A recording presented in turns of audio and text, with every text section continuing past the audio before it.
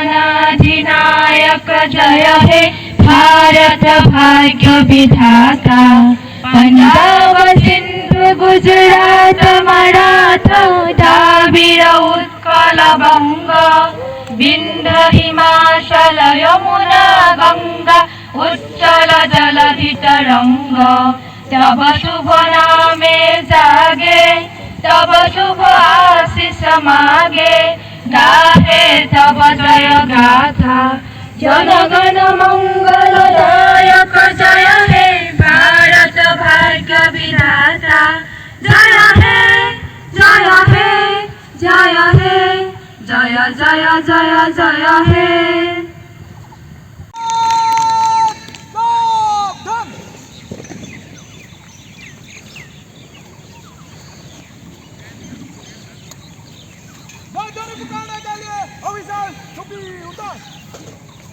भारत माता की जय भारत माता की जय भारत माता की जय ऑफिसर्स टोपी पहन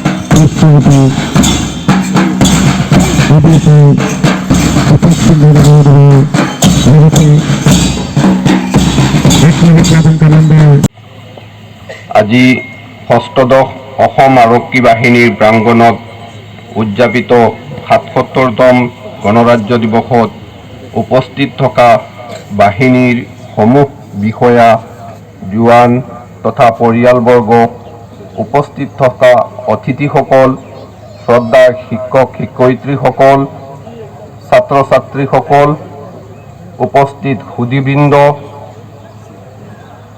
উপস্থিত গণমাধ্যমৰ সাংবাদিক বন্ধু বান্ধৱীসকল আজিৰ এই পবিত্ৰ ক্ষণতে মই সকলোকে আন্তৰিক অভিনন্দন আৰু কৃতজ্ঞতা জ্ঞাপন কৰিছোঁ আৰু এই গণৰাজ্য দিৱসৰ শুভেচ্ছাও জনাইছোঁ। গণৰাজ্য দিৱস আমাৰ দেশৰ এক ৰাষ্ট্ৰীয় উৎসৱ।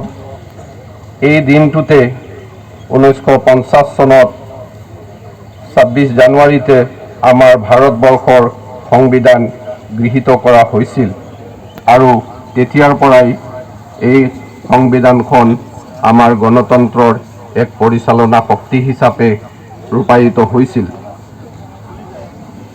মহাত্মা গান্ধীৰ নেতৃত্বত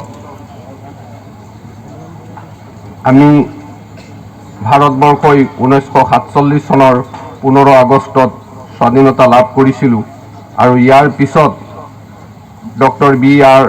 আম্বেদকাৰৰ নেতৃত্বত 1950 চনৰ আজিৰ এই দিনটোতে এই পৃথিৱীৰ সংবিধানখন গৃহীত কৰা হৈছিল। 1947 চনৰ 29 আগষ্টত বি.আৰ. আম্বেদকাৰৰ অধ্যক্ষ হিচাপে লৈ স্থায়ী সংবিধানৰ খচৰা প্ৰস্তুত কৰিবলৈ এখন 7জনীয়া খচৰা সমিতি গঠন কৰা হয় আৰু সেই সমিতিখনে প্ৰস্তুত কৰা সংবিধানৰ খচৰা 1948 চনৰ 4 নৱেম্বৰত সংবিধান সভাত দাখিল কৰা হয়।